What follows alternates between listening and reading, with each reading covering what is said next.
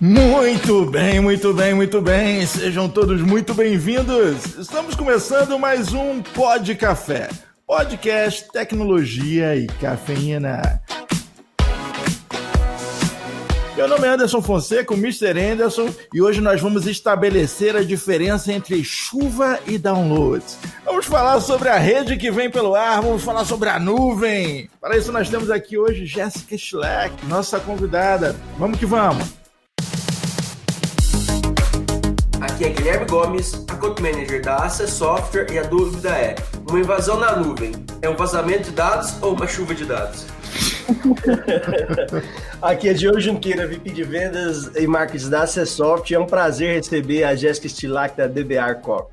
Eu sou a Jéssica Schleck, gerente de operações de infraestrutura e cloud da DBR Corp, e nós estamos aqui para falar da rede que vem pelo ar.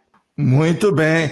Parece loucura, mas não é, né? Recentemente a gente teve essa discussão, mas a verdade é que muita gente não sabe, não tem clareza do que é nuvem. Esse nome meio que confunde a galera, então essa piada é séria, né? Preparem-se para trocadilhos idiotas o programa inteiro. Vamos fazer trocadilho com raios, com chuva, com nuvens embaçadas, em clima ruim, porque a galera realmente confunde nuvem com nuvem. É isso mesmo, Jéssica? É isso mesmo, né? Na verdade, nuvem é uma grande metáfora, né?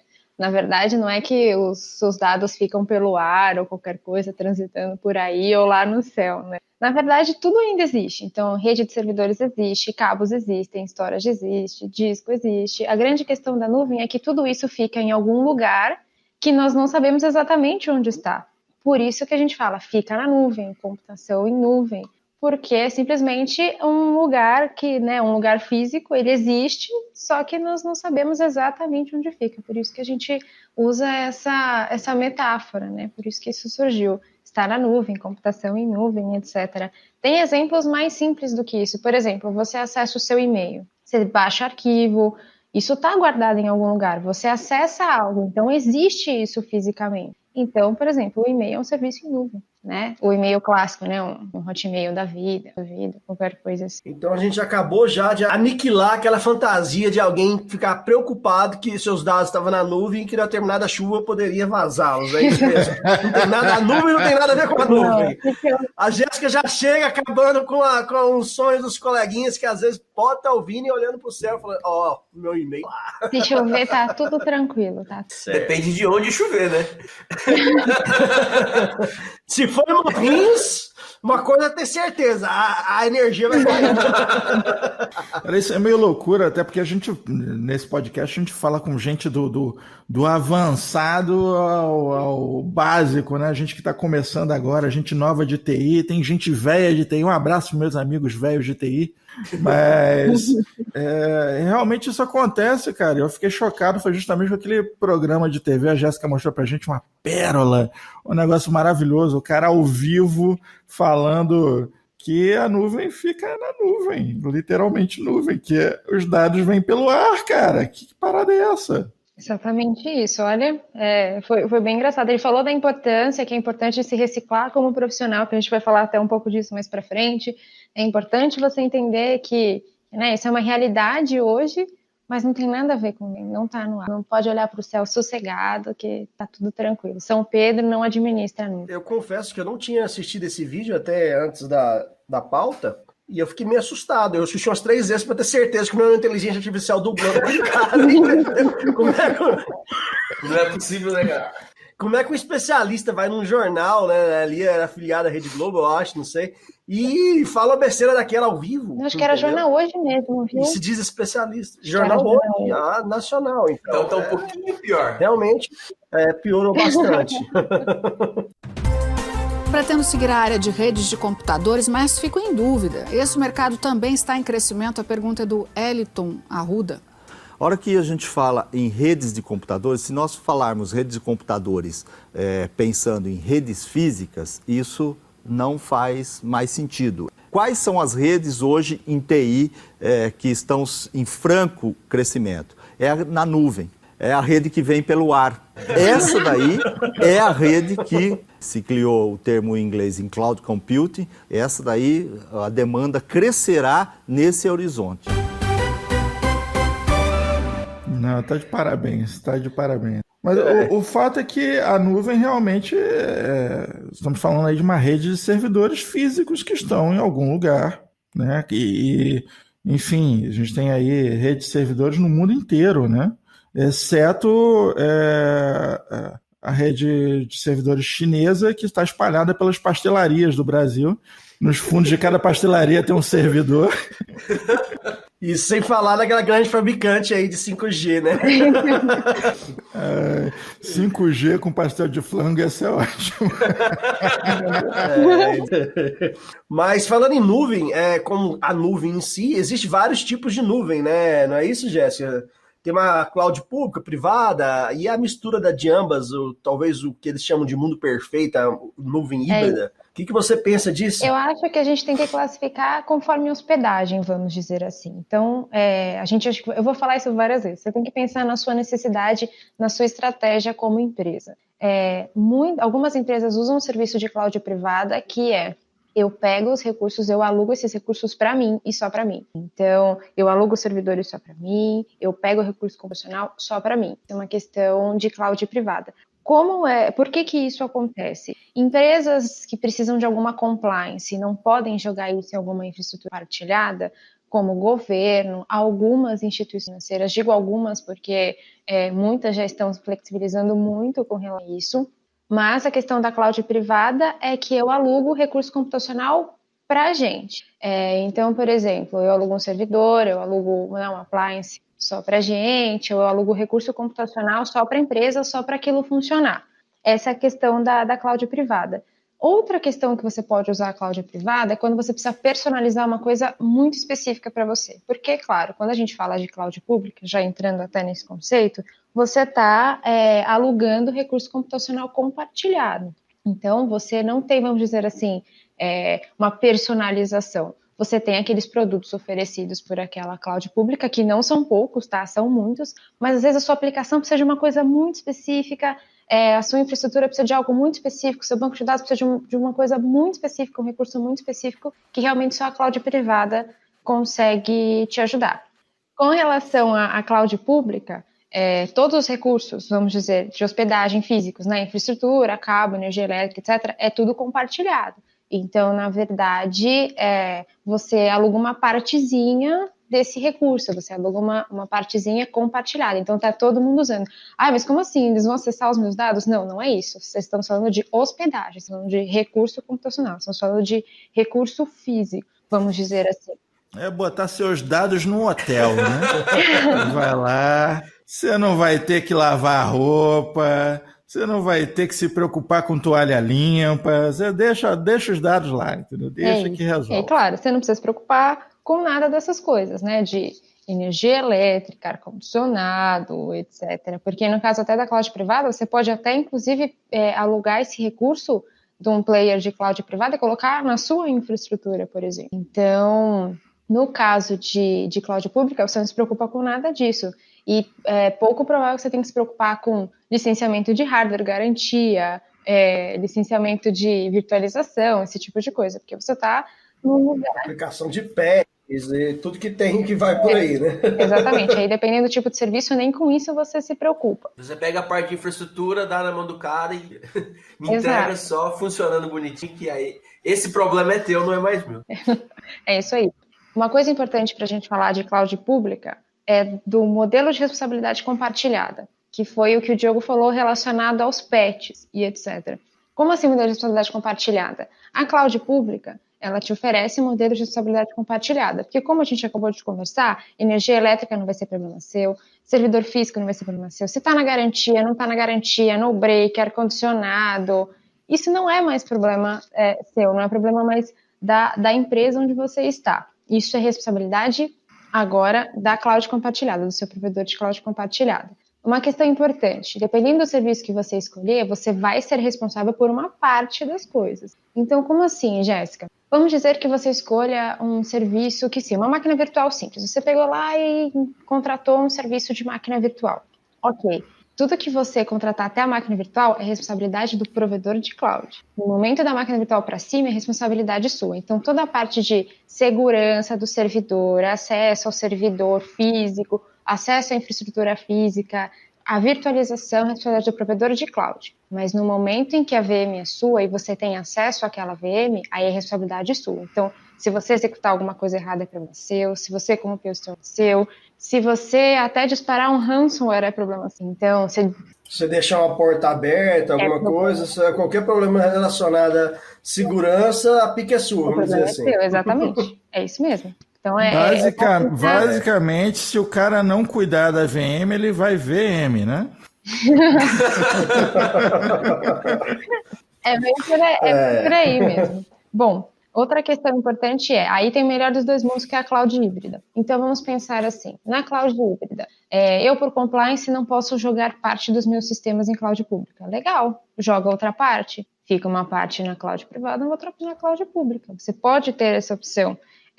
Você pode ter, então, serviços mais simples na cloud pública nesse seu cenário. Outra questão importante que também algumas empresas fazem são alguns cenários.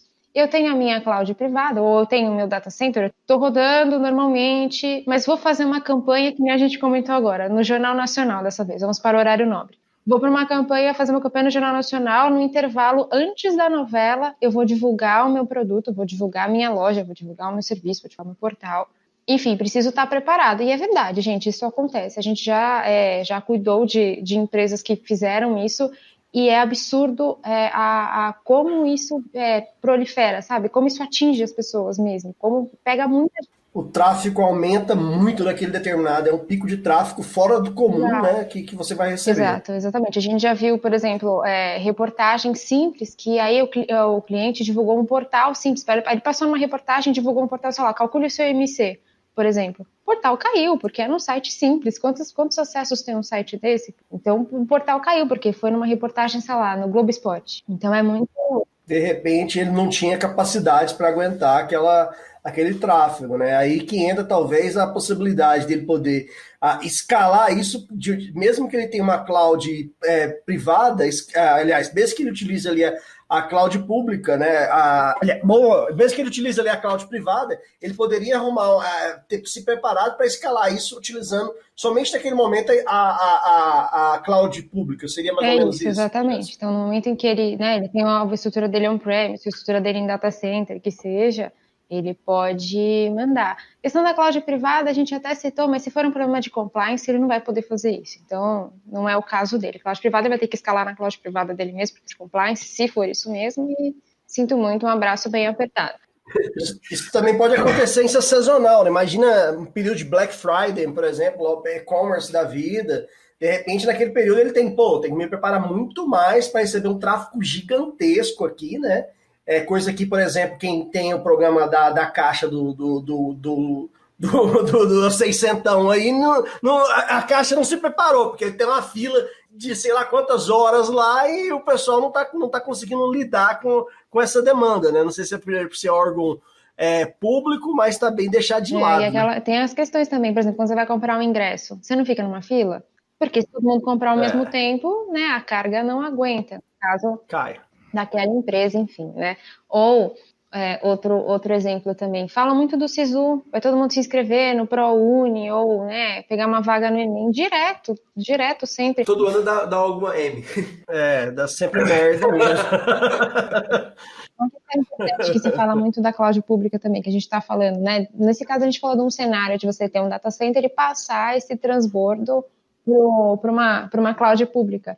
Mas existem clientes que já são inteiros em cloud pública, já se preparam, e a gente vai falar daquela questão de escalabilidade, que também é uma coisa que veio junto com esse conceito de cloud, né? Escalabilidade. Por que escalabilidade? Gente, assim, a facilidade que você tem de escalar isso é muito grande, né? Tanto verticalmente quanto horizontalmente. Então, quando a gente diz verticalmente, é clássico, né? Você aumenta o recurso da máquina, e beleza, mas pensa, você está numa campanha, você precisa aumentar o recurso da máquina, um exemplo bem simples, tá, gente? Aumentar o recurso da máquina. Imagina se você está numa infraestrutura física que você já está lotado, ou que você está, enfim, né, num data center que você já está, assim, com o recurso esgotado. Você vai aumentar para onde? Aí. Ô Gomes, espeta o HD aí, urgente!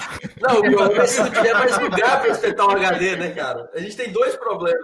Não, e o pior não é nem isso, é pior se não tiver HD no mercado, entendeu? O seu fabricante vai lá que demora 30 dias para te entregar, e aí é um E problema nesse muito maior. momento, isso vai acontecer. Ah, Se sempre prepara. acontece. Isso vai É Lady Murphy. Ni hao. Espeta HD no server. Nossa storage quase no limite. Faz upgrade de memória naquele outro que fica ali no cantinho, né? Esse server aqui precisa mais performance. Cliente querer mais rápido. Isso. E leva 2 pastéis de flango na mesa 3, por favor. Mas a escalabilidade que a Jéssica comentou, eu acho que, assim, é ilimitada. Enquanto você tenha budget, você consegue escalar. É mais ou menos isso. Essa é a mágica, né, cara? Tendo budget, você escala à vontade ali. A questão é muito simples, é assustadoramente simples como você consegue horizontalmente ou vertical ou de outras maneiras escalar a potência dessas máquinas. É né, isso Jéssica? mesmo. A questão do horizontalmente, claro, a sua aplicação tem que suportar isso. Né? Horizontalmente, o verticalmente, na verdade, assim, você aumenta o recurso computacional da máquina, mas horizontalmente você replica, né, a mesma VM. Vou dar um exemplo, gente, bem, vamos dizer assim, fácil de entender, né? Você escala a mesma VM, né? Você escala a mesma aplicação, você duplica, né? Você faz vários gêmeozinhos dela, né? Isso é escalar horizontalmente. Mas a aplicação tem que suportar, né? Então, aí você tem que pensar em toda uma arquitetura para isso funcionar. Não é assim, a cloud não é milagreira, tá, gente? Eu vou jogar na cloud, estourei. Já era. Já era, não precisa de mais e a nada. aplicação bem escrita ajuda bem, né? Ajuda bem, porque se o cara estiver rodando ali uma query maldita, né? Eu tava fazendo piada esse dia que o Netflix começou a ficar lento, falei, não, vou ligar pro meu amigo que é DBA para parar aquela query maldita dele que tá parando a internet do mundo enquanto rola aquilo. Ela tá consumindo o processamento de todo mundo. Negócio desgraçado. Numa aplicação ruim, haja budget, cara. E quando a gente, até mudando um pouco para tipos de nuvem, hoje eu acho que todo mundo que, sabendo ou não, já é usuário da nuvem. Já alguma coisa que você usa no seu dia a dia está na nuvem, gente. Esquece, acha, não, eu não gosto da nuvem. Você já está usando a nuvem, se você está assistindo Netflix, está usando o seu e-mail, seu Gmail, Hotmail, etc. Você é usuário, você está escutando sua música ali no Spotify. Mas existem algumas nomenclaturas para diferenciar, né? Não é isso, Jéssica? É isso. Aí a gente volta naquela parte do modelo de responsabilidade compartilhada, que é a parte do IaaS, PaaS e SaaS. Então a gente classificou já em termos de hospedagem, que foi a questão de cloud privada. Isso não é plano de saúde, viu? Eu queria ver o Anderson falando essas siglas, viu, cara? Cara, sigla não é comigo. Eu fico revoltado com esse negócio de sigla. Agora a gente está classificando relacionado à responsabilidade, a sua e a do seu provedor cloud. Então vamos lá. Um exemplo. IaaS, que é Infrastructure as a Service. Ó, gastei meu inglês, não de falar direito. Infrastructure as a Service. Gastei meu inglês. Aê! Eu não vou nem tentar pronunciar isso, que eu já gastei toda a minha capacidade de pronúncia tentando falar seu sobrenome na abertura do episódio. Olha, mas você falou certinho, ó. Todo mundo, mas fica tranquilo, todo mundo erra. Gastou bem. Então, o que acontece? Em relação a IaaS, o fornecedor entrega os recursos computacionais da infraestrutura, servidores, dados, conexão e etc. Então, você não se preocupa com nenhum tipo de garantia, energia, no break, etc. Então, assim, toda a parte física está entregue para você. Você já fica com aquele primeiro nível de parte virtual. Pois bem, então, sistema operacional, eles vão te entregar o clássico, né? Os mais conhecidos, sei lá, o EC2 da Amazon, o Teams do Google. Então, na verdade, você vai ficar com a parte do sistema operacional. Então, eles vão te entregar a VM pronta. Então, VM pronta que eu digo, com SO lá instalado, etc. Um Windows, um Linux. Aí existem várias opções, porque muitos players, isso tá uma coisa a ressaltar, conhecidos desenvolveram várias soluções para rodar em nuvem. Então, você tem soluções de segurança, de monitoramento, de rede, você tem firewall. Então, assim, homologados pelo fornecedor. O fornecedor desenvolveu aquelas soluções para a nuvem, para rodar em nuvem. Então, exemplos clássicos de IaaS. Você tem lá o seu Linux, o seu Windows, para a gente não passar muito desse mérito, porque a infinidade de coisas é enorme, você pode instalar o seu próprio sistema operacional, não é um grande problema, porque aquela parte da VM é sua, ele te entrega lá a caixinha com a VM, você pode instalar o SO que você quiser, pôr o programa que você quiser, o banco de dados que você quiser, e etc. Isso é bem, bem importante, né? E aí você se livra da parte de hardware, não se preocupa com isso. Hardware, né? A gente tem a questão também do PaaS. Por que eu falo do modelo de responsabilidade compartilhada? Porque agora o provedor cuida de mais uma partezinha, então ele cuida de toda a parte do sistema operacional agora. Então essa parte do sistema operacional não é mais problema seu. Então a atualização de patch do sistema operacional não é seu, porque no caso do IaaS, não. Aquele SEO é seu. Então, se você fizer cagada naquele teu SEO lá, um beijo, que nem eu falei, um beijo, um abraço. Mas aí é problema seu. A questão do PaaS é o quê? Você sobe mais uma camadinha. Então, agora o provedor cuida de toda a parte de sistema operacional.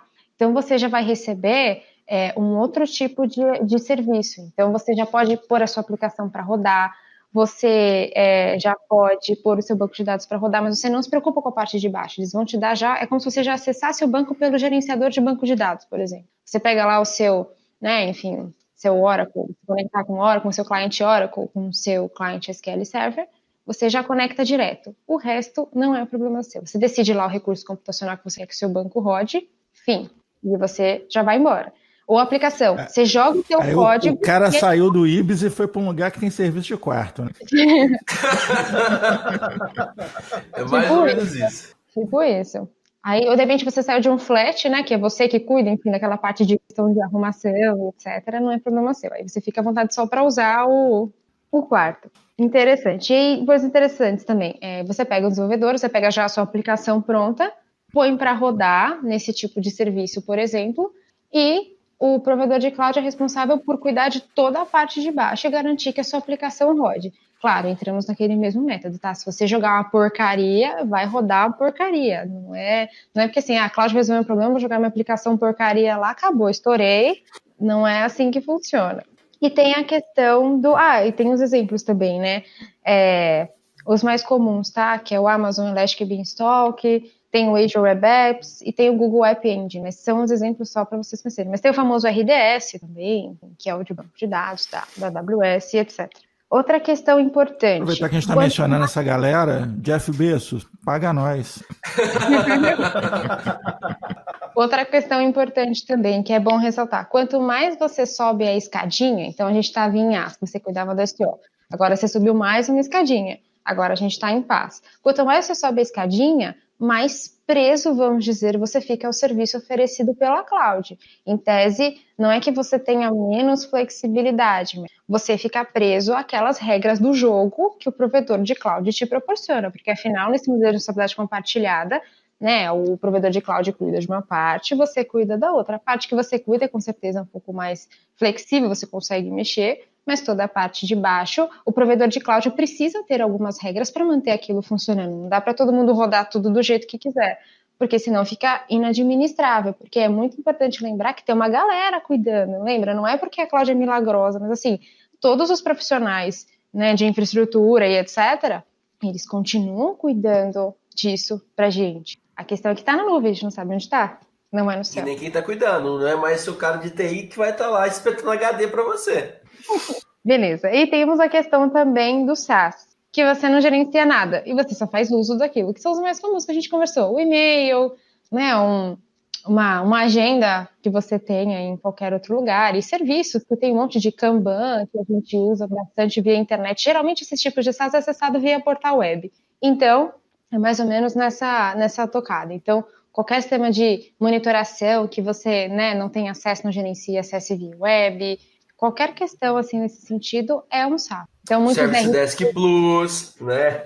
Service Desk Plus, MDM, né? Desktop Server. Várias soluções da Managing Engine. Já fornece bastante coisa no modelo SaaS. Já deixa o jabá aqui, acessa acessoftware.com.br/cloud, que vai ver diversas soluções da Managing Engine ali que são destinadas ao mundo cloud. É isso, e mais comuns, né, também, enfim, Slack, Office 365, e aí vai, que são esses provedores que você acessa via web, e aí você não cuida de nada mesmo, você não sabe da parte de backup, você não sabe da parte de banco de dados, onde está isso, você não sabe nada. Você literalmente pega o serviço e usa. Você contrata para usar e está resolvido. CRM, etc. Isso é uma divisão assim, vamos dizer assim, pensando na responsabilidade do seu provedor cloud. E são as principais classificações, tá, gente? Então, a gente dividiu em 3 principais, mas existe hoje Container as a Service, que a gente vai falar um pouco à frente, Function as a Service, que vai falar também, mas de uma maneira bem mais superficial. A gente dividiu nas 3 principais, que são as 3 mais conhecidas, assim, não sei por onde começar, não conheço nada. Então, aí, esses são os 3 tipos de questão que você pode, de classificação que você pode considerar. E deixa eu te perguntar, Jéssica, qualquer serviço está disponível para ser utilizado na nuvem ou não? Não é bem assim. Então, existem vários mitos, né, em relação à nuvem, que a gente conversa, assim, tá muito na moda, esteve muito na moda também, né, bem no início, assim, explodiu, falou, nossa, vamos tudo para a nuvem, e a gente vai estourar, e é isso mesmo. Outro mito que tem, só para a gente ver se é elegível ou não, aí a gente vai andando sobre... vocês acham que migrar para a nuvem é mais barato? Vocês vão economizar? Esse é um mito assim que existe há muito tempo. Não, vamos para a nuvem que é mais barato. E com o dólar o jeito que tá, dependendo do jeito para onde você vai, pode se tornar bem mais caro, eu acho. Mas é bem isso mesmo. Às vezes muitos clientes chegaram na DBA Corp pedindo isso, falando assim, não, eu quero ir para a nuvem. Tá, por quê? Não, quero ir para a nuvem, porque, enfim, né, é moderno e tal, beleza, mas você sabe quanto custa, quanto é?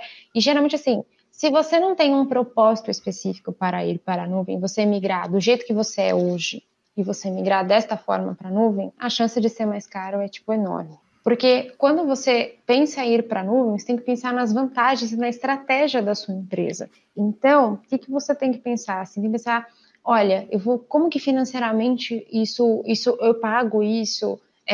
Como que eu quero organizar? Qual que é o meu objetivo de ir para a nuvem? Aí algumas questões que você tem que levar em consideração.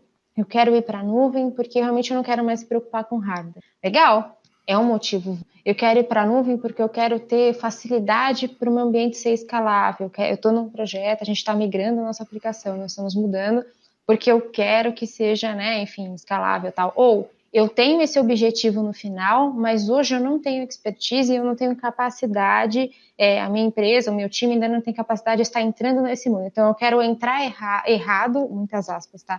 Eu quero entrar do jeito que eu estou, e aí eu lá vou fazendo os ajustes, as migrações, arrumando a minha aplicação, e etc, etc, etc. Porque não é assim, você pega e migra para a nuvem. Tem um preparo, não é o mesmo tipo de infraestrutura. Então, a gente tem que pensar muito bem, assim, quando eu digo não é o mesmo tipo de infraestrutura, não é que não é servidores, etc. Mas existem outras regras do jogo, existem shapes específicos para você ir para uma pública, existem as regras do jogo que eu expliquei para vocês, que é o provedor que oferece. Ele tem que dar essas regras do jogo pelo simples fato de que ele precisa administrar todo mundo, ele precisa cuidar de todo mundo. Se virar casa da mãe Joana, e aí todo mundo faz o que quiser e administra o que quiser, entende? Não pode pensar que migrar para a nuvem vai resolver todos os seus problemas, porque se você migrar cagado, vai cagado, gente. Não transporta. Eu tenho um cliente aqui de verdade. Né? Fica uma cagada escalável, né, Jéssica? Mas eu tenho uma que a gente pode até falar mais para frente.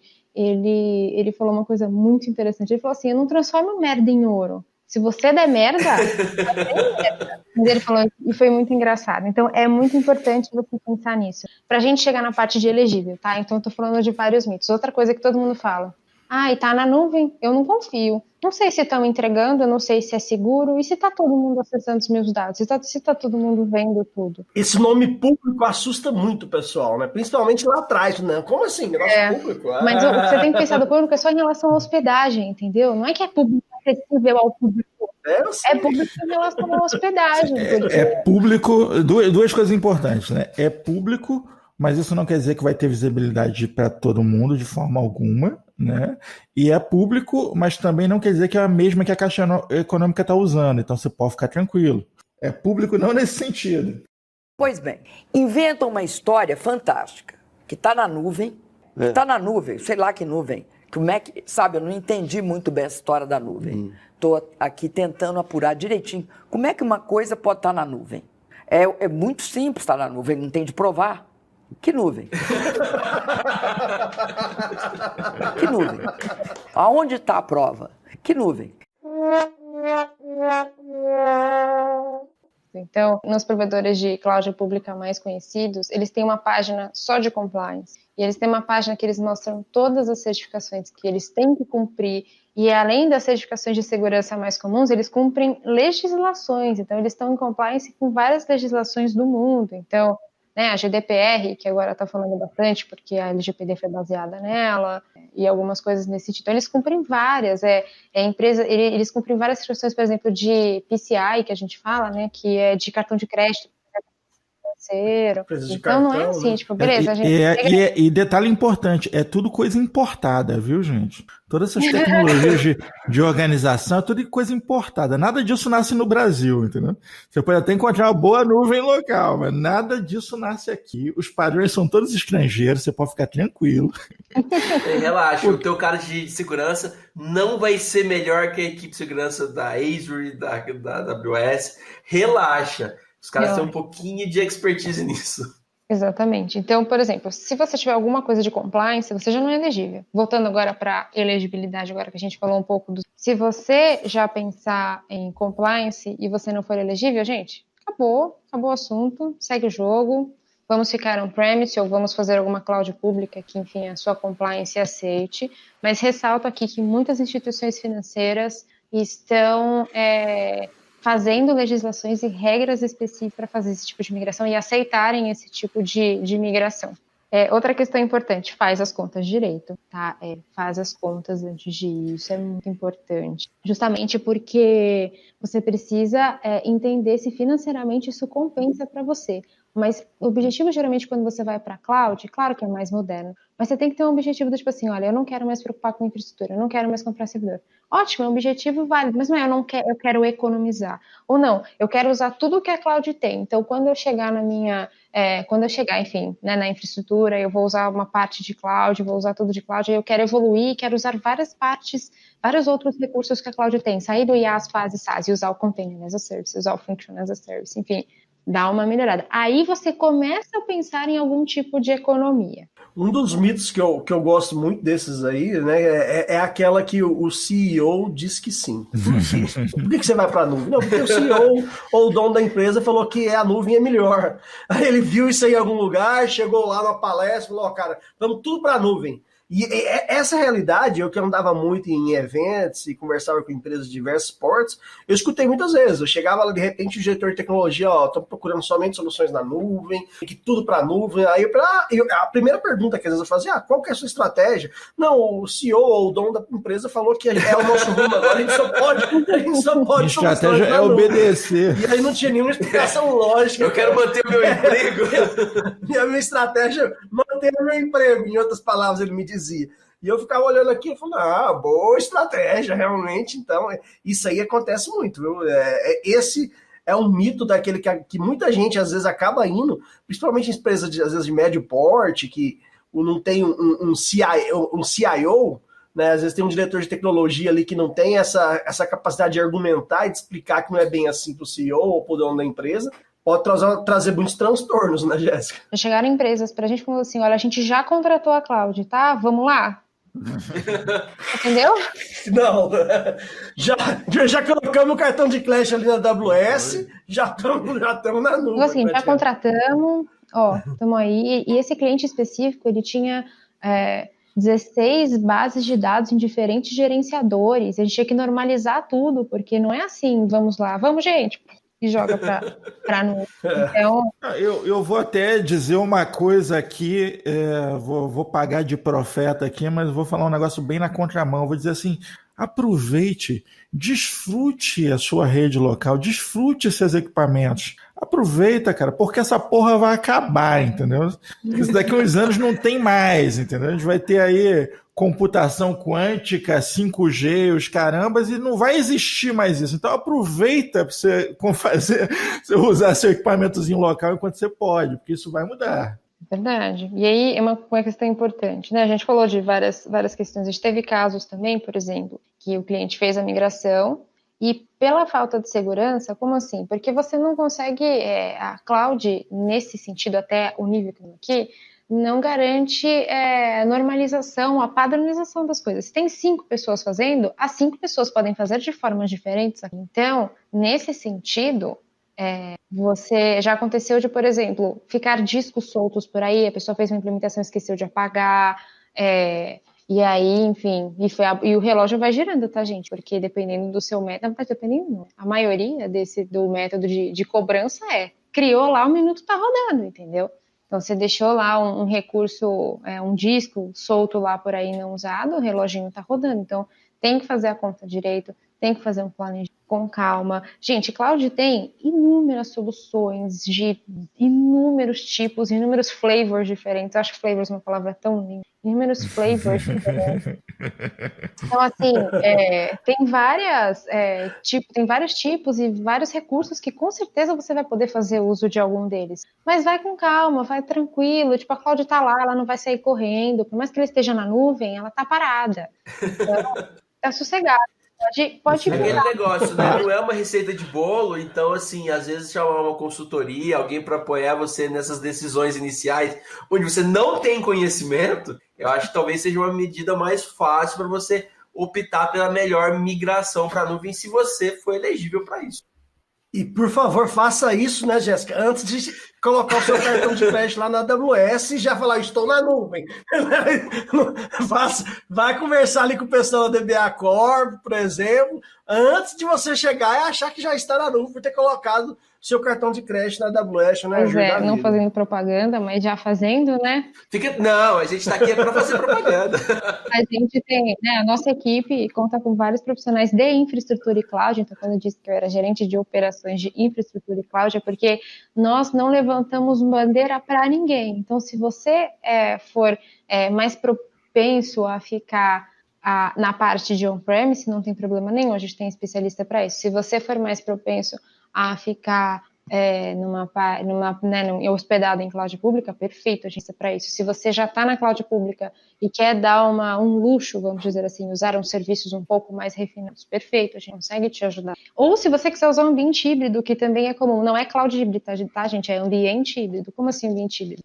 On-premise cloud. On-premise Não cloud, estou falando de cloud privada e cloud pública juntas. Estou falando de ambiente on-premise cloud pública, exatamente, ambiente híbrido. E se você tiver curiosidade de ver como é uma infraestrutura de rede sob administração da Jéssica, você pode assistir o vídeo no YouTube. Tem o vídeo California Girls, da Katy Perry, com as nuvens cor-de-rosa, com vários flavors, os bichinhos dançando, os docinhos dançando e tal.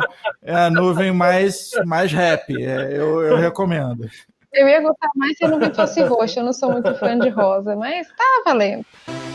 Eu sei de um lugar onde seus dados vão flutuar, escalável as a service, e eles fazem o backup.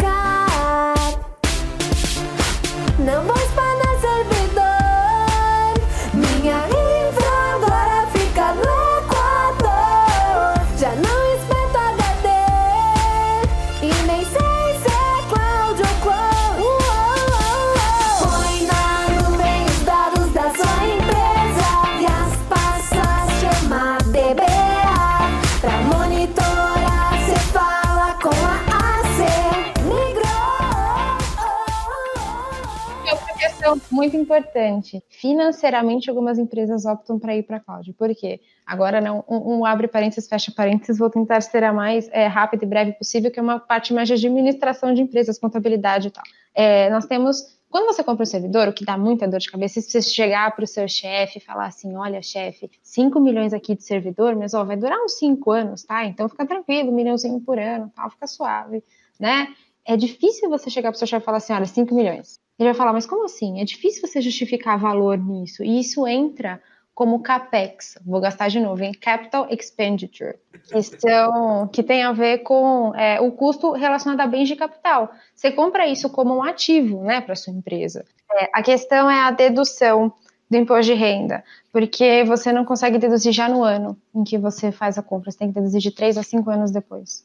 Então, algumas empresas optam, claro, além da flexibilidade, isso é um dos fatores decisivos, tá? A gente tem uma empresa vai migrar para a cloud porque vai deduzir no mesmo ano.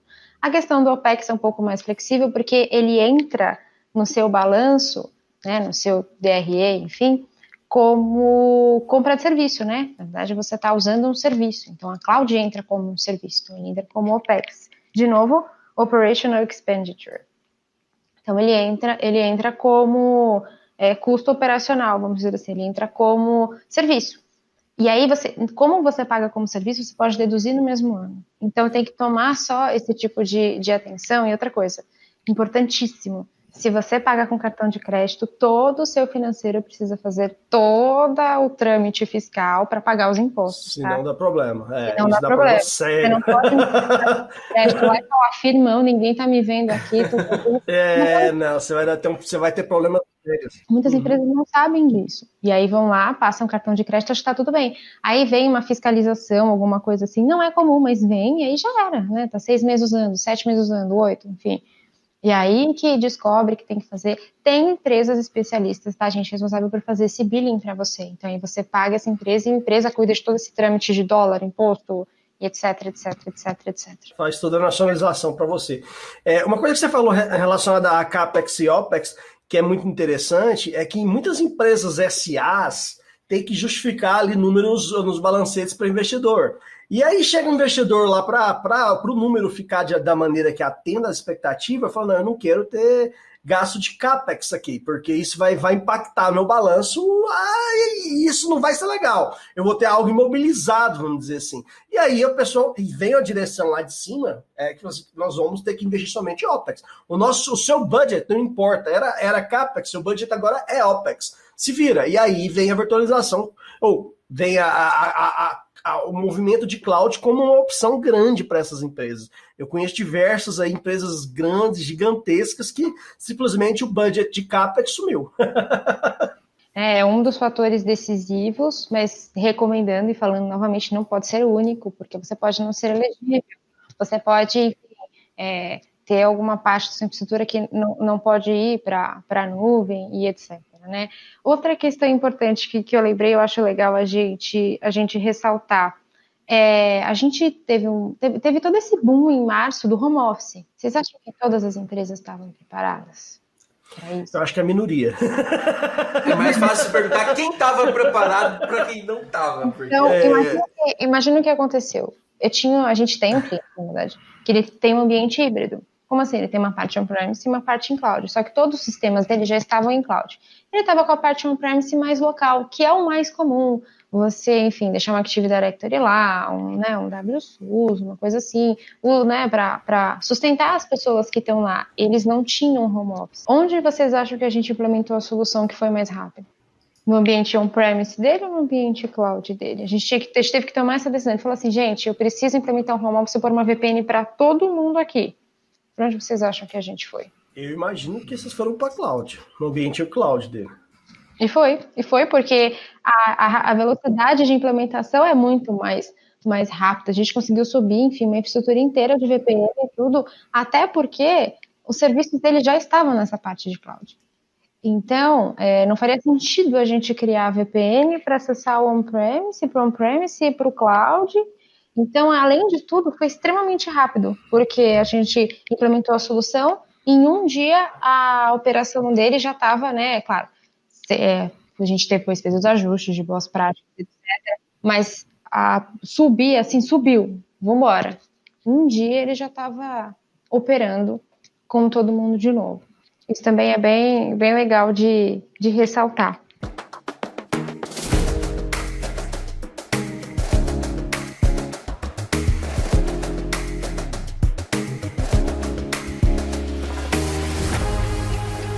Então, Jéssica, e uma coisa que é interessante é os modelos de backup que existem na nuvem, né? Porque, por exemplo, quando você está numa solução SaaS, você não tem que preocupar, se é um software as a service, né? Você não tem que preocupar com aquele backup de dados, ele está sendo feito ali automaticamente. E nos outros cenários, como é que funciona?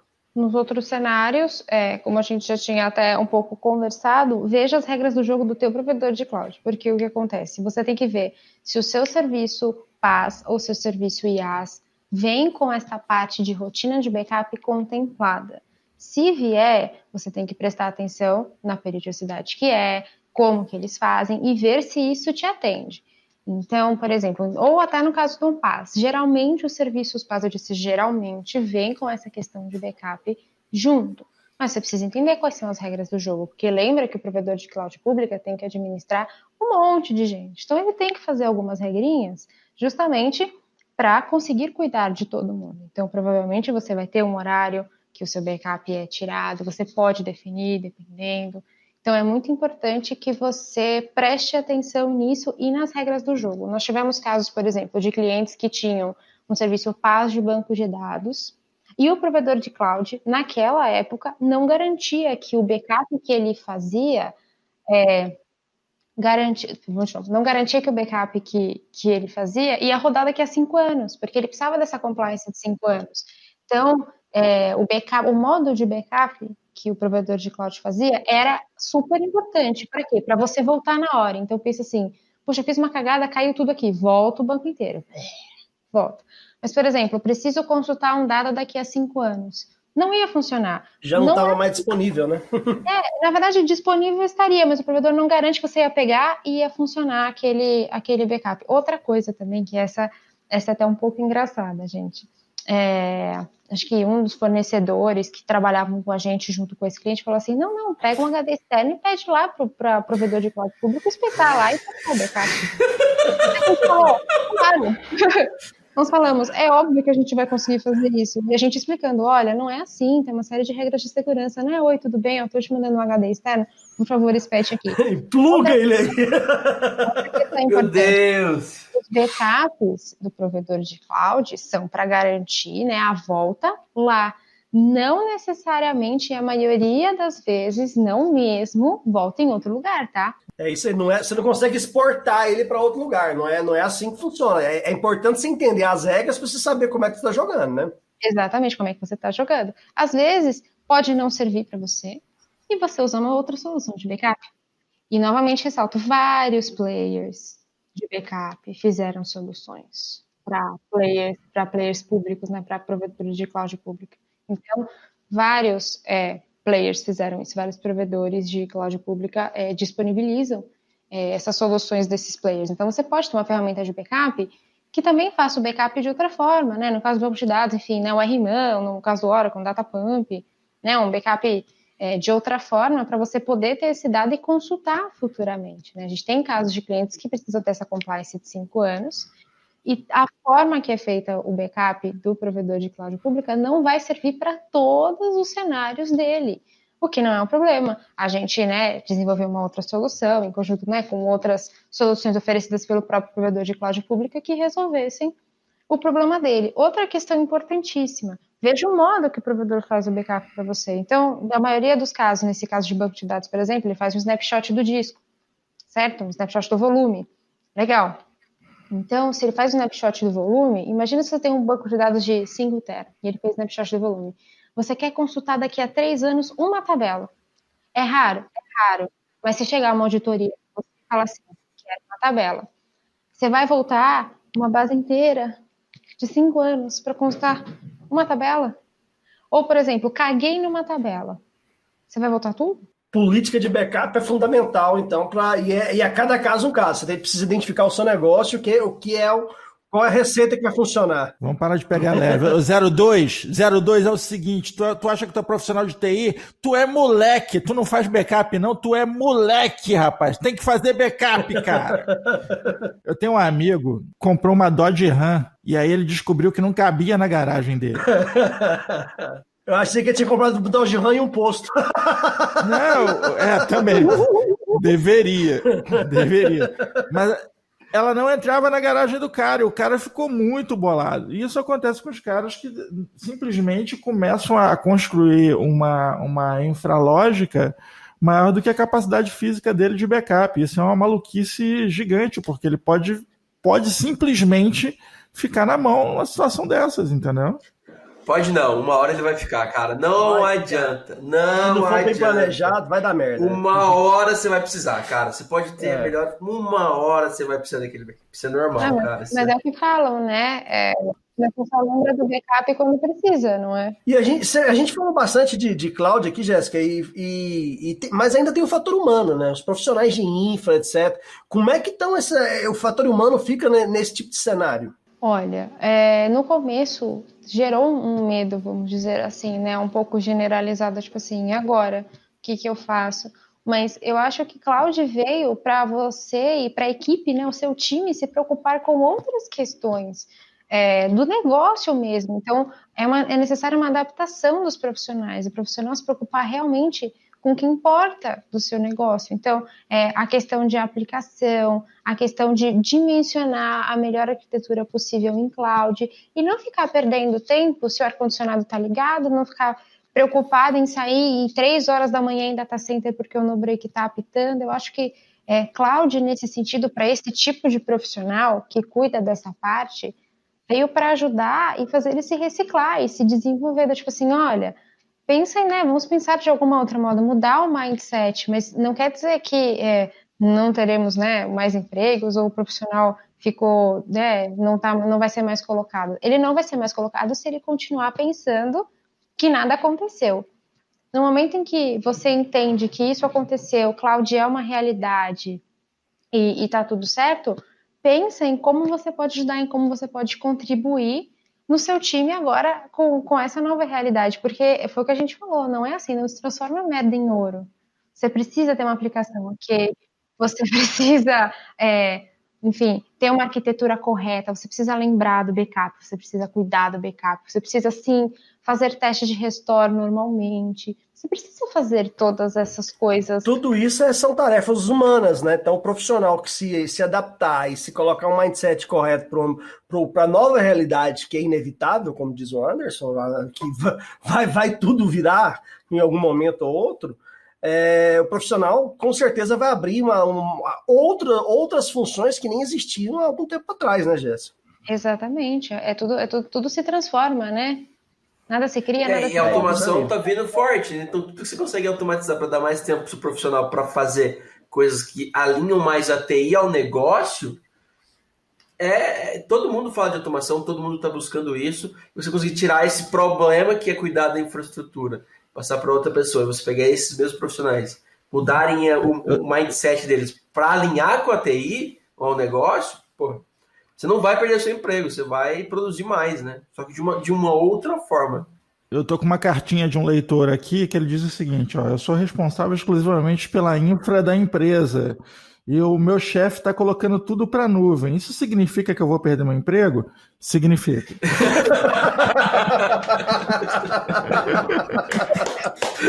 Um exemplo que acontecia conosco. Nós tínhamos um switch alocado em um data center que nós não sabíamos o que acontecia, mas religiosamente, toda quarta-feira, 8 horas da noite, ele sumia da monitoração e voltava 5 minutos depois. Ele tinha reiniciado. Calma aí, o switch ia tomar café todo dia no mesmo horário, mais ou menos isso. Isso. Aí o que aconteceu? Passou umas 2, 3 semanas e falou assim, quer saber? Vamos lá. A gente foi no horário, sentou quarta-feira, ficamos olhando para o switch. Vamos lá. Não. O que acontece? Consegue imaginar a cena. Fica a nota para capa aí, Anderson. Aí uma moça da limpeza, super simpática, entrou. Boa noite, tudo bem? Tudo bem, e você? Tudo bem. Ela pegou, tirou a tomada do switch, botou a tomada do aspirador de pó dela, aspirou aquela parte, tirou a tomada do aspirador dela e botou a tomada do switch de volta. Uma olhou pra cara. Problema resolvido. A gente descobriu, mas entende, olha quantas horas e quantas vezes a gente tem que se preocupar com uma coisa que, assim, sabe, você pode se dedicar a coisas um pouco mais do negócio da sua empresa, da estratégia. Você pode contribuir muito mais com a sua empresa, com a estratégia da sua empresa, fazendo outros tipos de trabalho. Novamente, gente, um abraço e um beijo para todo mundo dos provedores de cloud pública, inclusive, né, a gente tem equipe de infraestrutura também na DBA Corp e a gente cuida disso também. Mas a cloud surgiu com essa questão de melhorar a questão de escalabilidade, melhorar essa questão de flexibilidade, e você realmente dedicar os seus esforços para o negócio. E aí a galera da cloud pública cuida dessas coisas. E aí, enfim, né? E eu quero mandar um abraço para a tia da limpeza, que ela demonstrou que é ser pontual. Ela sempre estava no horário certo fazendo a limpeza, entendeu? Pontual. Não, e detalhe, se ela não tivesse vindo aquele dia, a gente nem ia descobrir. Porque... Passa mais uma semana lá sentado. Mas a gente olhou e falou assim, não, gente, tem que ter uma explicação lógica, não sei, né? A gente brinca de alguns ambientes que tem um cemitério indígena embaixo, porque não é possível.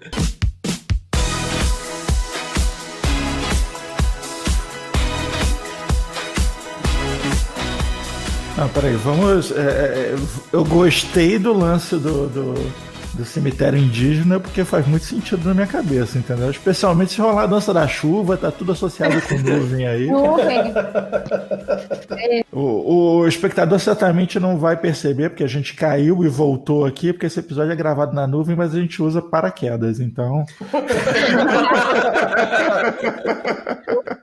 Agora, falando em objetos que caem do céu, vamos falar de monolitos. Microserviço. Vamos falar de microserviço. Então vamos pensar assim, gente. Vamos imaginar um cenário, ok? Então, eu estou com a minha equipe de TI, nós migramos os serviços do cliente para a nuvem, respeitando as categorias que nós tínhamos definido do IaaS, PaaS e SaaS nesse primeiro momento. Então, a gente tem de VMs, né, a serviços PaaS e algumas partes de CRMs em SaaS, por exemplo. Só para a gente pensar num cenário. Ok, migrei, olhei tudo e falei assim, eu quero agora fazer uma coisa diferente, quero ir para outro patamar. Beijo, Bruno Henrique, minha mãe é flamenguista. Vamos para outro patamar e vamos lá para outro patamar. Ok, eu quero ver outras coisas que a cloud pode me oferecer. Gente, vamos falar de uma parte de automatização, mas assim, inúmeras outras coisas que você pode fazer, ok? Mas vamos falar de uma parte de automatização. Vamos por partes. Monolito ou monólito, enfim, tem gente que fala monolito, a gente fala monólito. Eu gosto de falar monolito. Não sei se o termo certo é monolito ou monolito, mas eu gosto de falar monolito. Monolito é a nossa aplicação conhecida, mas assim, eu quero melhorar a minha aplicação de negócio, quero, enfim, deixar ela de outra forma, eu quero que a minha equipe de desenvolvimento consiga trabalhar em mais frentes, e não que a gente tenha que agendar sempre uma compilação da aplicação inteira e uma publicação da aplicação inteira. Quando a gente fala aplicação inteira, é porque a gente está falando de monolito ou monólito. Quando a gente está falando de monolito ou monólito, é a aplicação inteira, que tem as 3 camadas lá, de apresentação, negócio e dados, tudo no mesmo lugar. Isso é monólito. E aí você pensa assim, tem uma aplicação, qual é o problema disso? Tem uns únicos pontos de falha, então se alguém errar alguma coisa numa parte da aplicação, pode comprometer a aplicação inteira. E aí você vai ficar fora mais tempo, até corrigir, etc, etc, etc. Aí que surgiu a questão do microserviço. Como assim? É como se você pudesse publicar partes da aplicação separadamente. Então, cada equipe é responsável por uma parte da aplicação, e elas são publicadas separadamente. Exemplo perfeito de microserviço. Você entra no seu Internet Banking, você conseguiu entrar, você conseguiu ver o seu saldo, você conseguiu fazer um pagamento, mas não conseguiu fazer uma transferência. Dá um erro lá genérico, que você não tem a menor ideia, que ele dá, né, ele te reembolsa, né? No caso do meu banco, por exemplo, quando dá o erro, ele fala transferência suspensa, ele me reembolsa, não explica nada, fala, obrigado, tente novamente um outro dia. E tudo bem. Por quê? Por que esse erro não é aquele saldo indisponível, não, gente. Não. Aí você já estou acostumado. Não. Dá um erro genérico lá. Ok. Então, você entende ou imagina que essa aplicação trabalha em microserviço. Por quê? Você conseguiu acessar o serviço de login, você conseguiu acessar o serviço de saldo, você conseguiu acessar o serviço de pagamento, mas o serviço da transferência estava comprometido. Então, é por isso que é microserviço. O microserviço é um serviço, cada microserviço é um servicinho pequeno que roda uma parte da sua aplicação. E eles todos juntos, numa mesma infraestrutura, informação importante, numa mesma infraestrutura, rodam a sua aplicação inteira. Então, são vários pedacinhos, vários servicinhos, né? Até tem uma referência que ele fala, né? Você pega um monstro e divide em vários monstrinhos. Então, são vários servicinhos que você usa para executar em partes da aplicação. E eles juntos formam a aplicação inteira como um todo. Não, isso é genial, porque você simplesmente troca aquela situação de merda generalizada para merda localizada, né? Você deu um probleminha ali, ele é só ali, né? Você vai e resolve, né? Até para updates, para o que for, é muito mais engenhoso. Para monitoramento também, né? Uma vez que você monitora os microserviços, é mais fácil você identificar o que está perigando cair. E aí fica mais fácil você identificar o erro antes dele acontecer, ou quando ele acontece, você saber exatamente o que aconteceu. Agora, imagina no outro cenário, né? Quando acontece algo ali naquela aplicação inteira, até se identificar onde está o problema é muito mais difícil, né, Jéssica? E outro impacto para o cliente. Você acha que o cliente já ia ficar bravo, para não dizer puto, vai? O cliente ia ficar bravo se ele já não entrasse logo de cara? Ou ele vai ficar 20% bravo? Ele vai ficar 20% bravo, porque ele conseguiu fazer 80%. Só uma parte não funciona. Você aumenta a experiência do usuário. Então, o que acontece? O microserviço, por isso que eu falo para vocês assim, que é muito importante pensar na sua estratégia como empresa e escolher o serviço adequado para isso. Né? Que a gente está falando aqui nem de machine learning, a gente está falando nem de big data, não estamos falando de nada aqui. Nada. Não nesse episódio, aguarde o próximo. A gente vai trazer a Jéssica aqui. Chegaremos lá. O lance é o seguinte: estou preparando a minha empresa para fazer um voo intercontinental. Vou voar de monomotor? Não é uma boa ideia. Tem um motor só, se parar, vai parar tudo. E aí a questão, nesse sentido, é pela experiência do cliente, mas tem alguns desafios. Porque quais são as características do microserviço? Não necessariamente os desenvolvedores precisam desenvolver na mesma linguagem. Então, o microserviço pode garantir que uma função seja feita em Python, outra função seja feita em Java, e tá tudo bem. Mas qual que é o grande desafio? Como que a gente vai rodar tudo isso numa mesma infraestrutura e como a gente vai garantir a organização desse deployment? Porque tem que ter alguma leve organização, senão vai todo mundo subindo sem muita ordem, e, né, sem muito controle, e também isso dá um problema lascado. Então, vamos por partes. Isto posto, a gente pensa em container. Por quê? Imagina só, eu estou fazendo uma aplicação que tem uma parte em Java, uma parte em Python, uma parte em outra linguagem. Como que numa mesma infraestrutura eu vou conseguir desenvolver nessas 3 linguagens, a fazer esses serviços rodarem nessas 3 linguagens?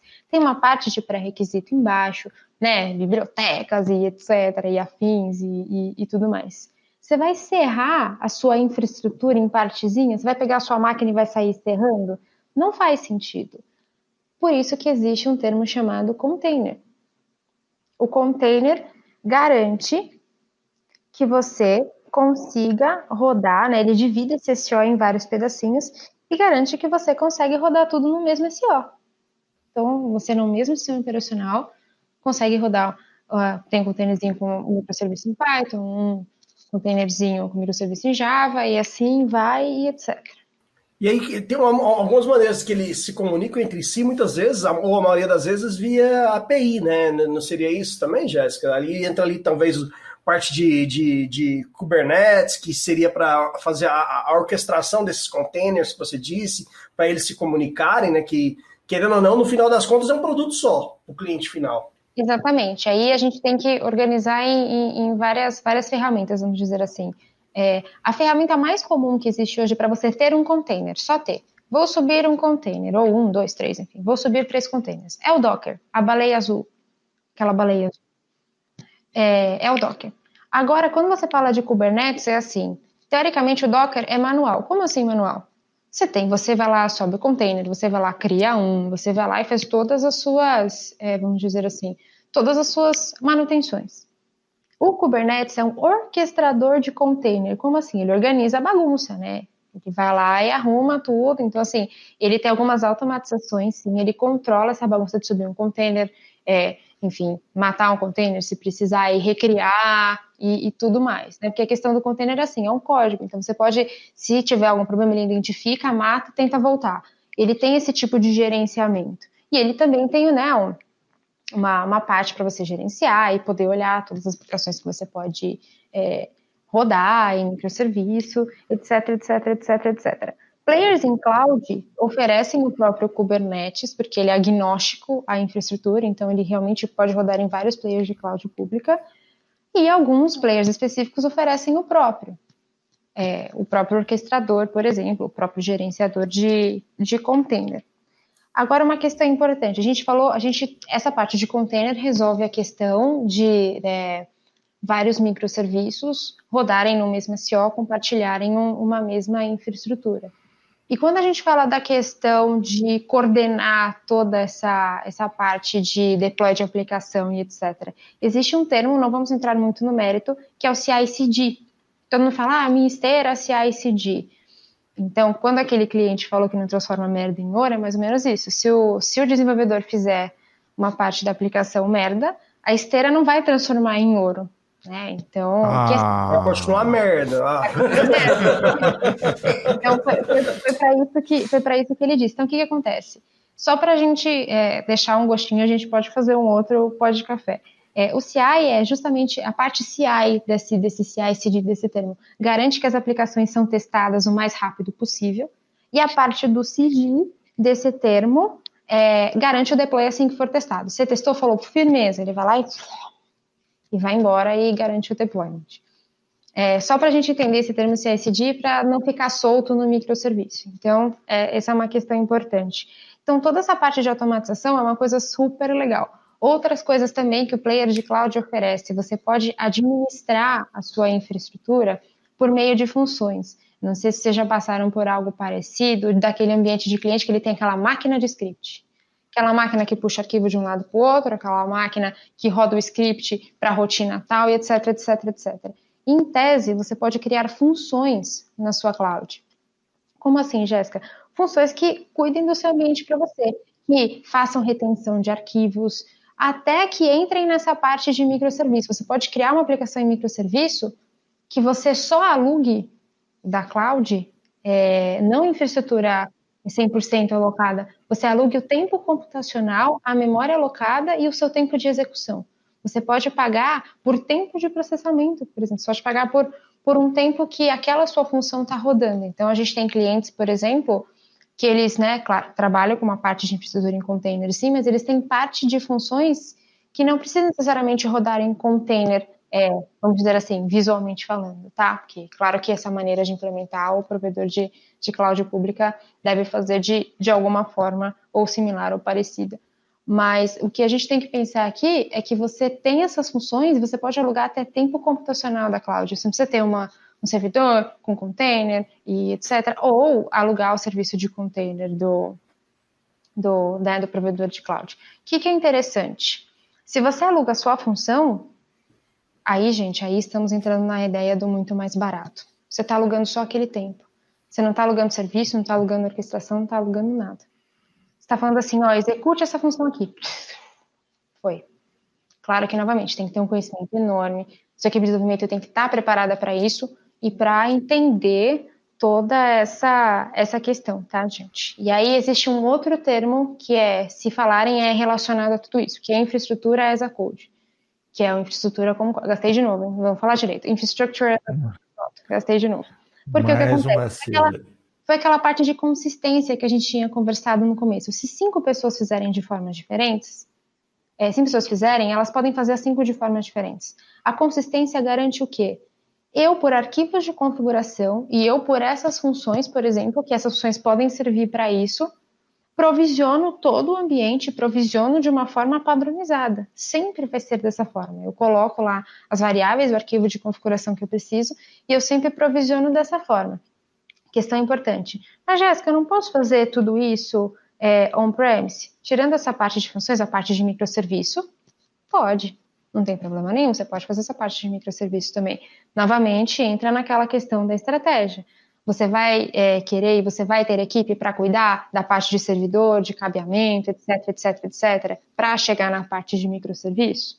Se você falar ok, ou tudo que a gente conversou, se você não for elegível por alguma das outras razões que a gente conversou, perfeito também. A gente faz um microserviço na sua infraestrutura on-premise e está tudo certo.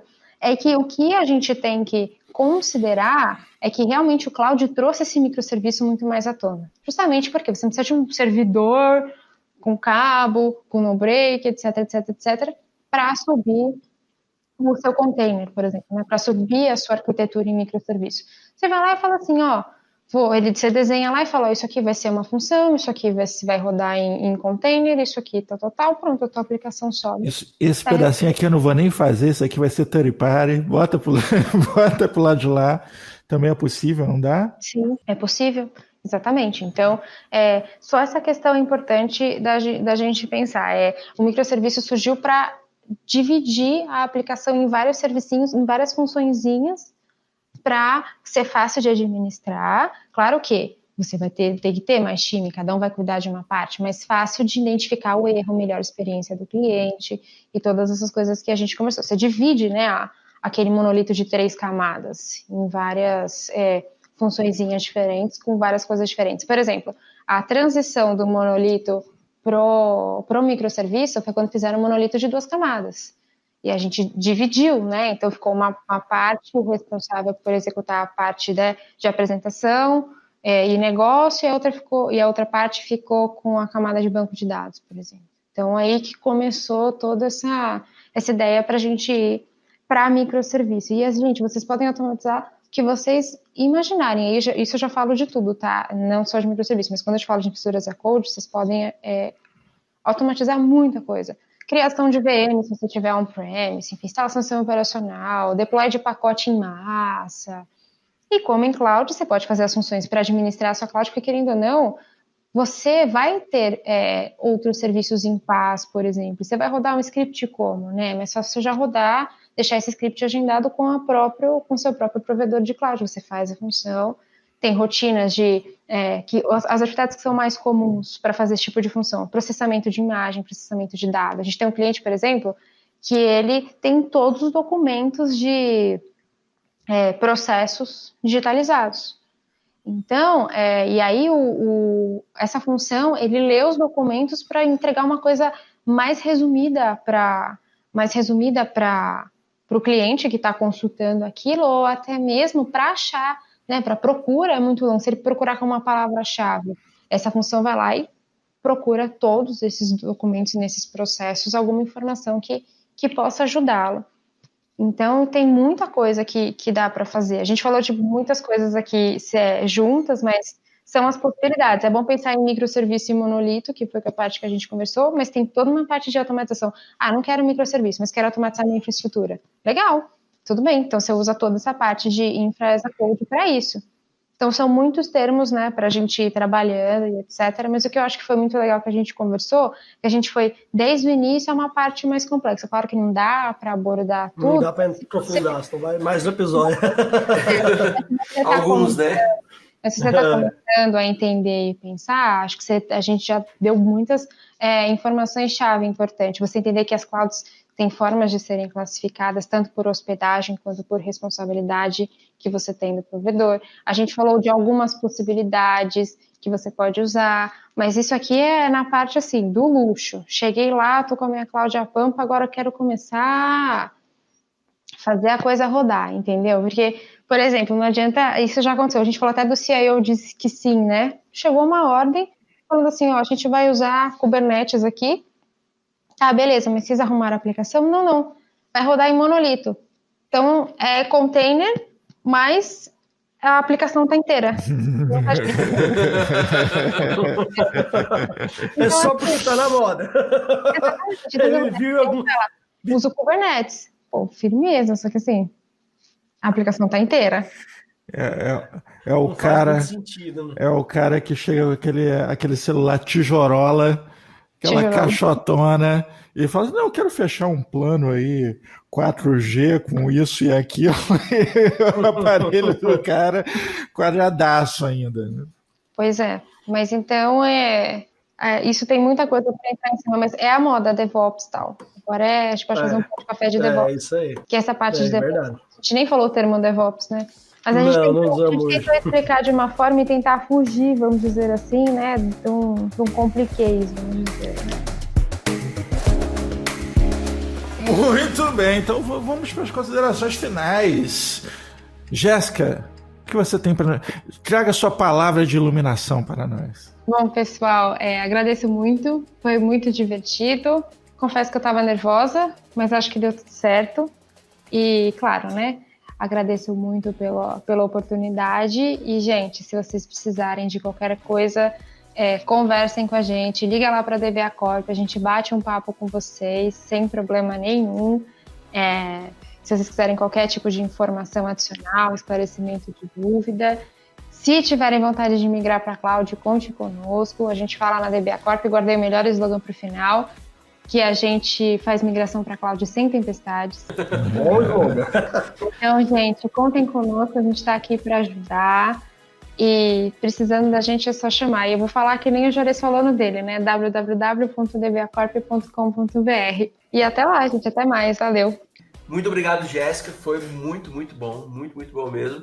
E, gente, antes de passar o cartão na AWS, dá uma planejada antes, por favor.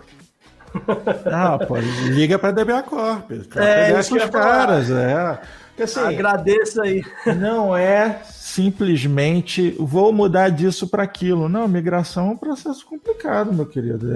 É mudança. Você não acha que vai chegar do outro lado sem quebrar um copo, não, porque o negócio não é simples. Você tem que embrulhar tudo direitinho. Você tem que chamar graneiro, pô. Chama o pessoal da DBA Corp para fazer essa mudança para vocês, pô. Queria agradecer muito a Jéssica e o pessoal da DBA Corp novamente estar aqui presente conosco. Dizer que se você precisar de software as a service, a gente tem uma gama grande aqui, o Gomes e o Anderson podem te ajudar. Acesse software.com.br/cloud.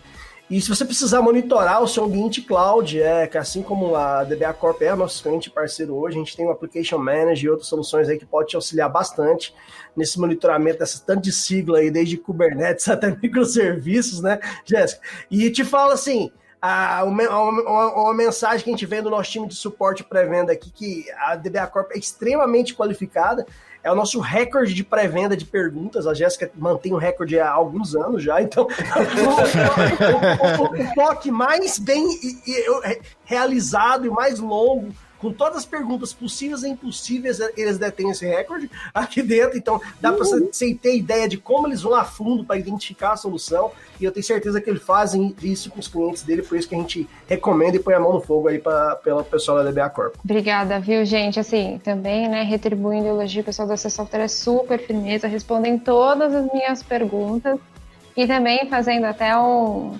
elogio ao Applications Manager, nós usamos bastante para monitorar muitos recursos dos nossos clientes. O suporte é sensacional, a aplicação é ótima, super flexível, todas as solicitações eles atendem muito bem, particularidades. Então, a gente acaba criando um Applications Manager particular para a DBA Corp, diante de toda a atenção e tudo que todo mundo faz, né? A equipe da C-Software e a equipe também do Applications Manager fazem para deixar tudo certo e a gente atender os clientes justamente da maneira que a gente quer, fazendo muitas perguntas. E do jeitinho bem particular. Do jeito correto de ser feito. A gente gosta. Não é isso, Anderson?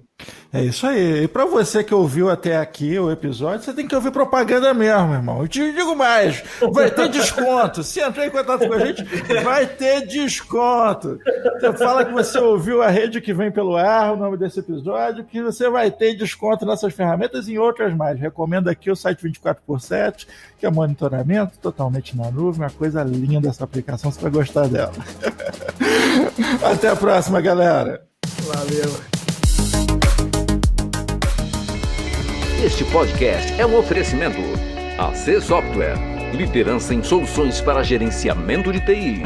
Contatos podcast@podcafeti.com.br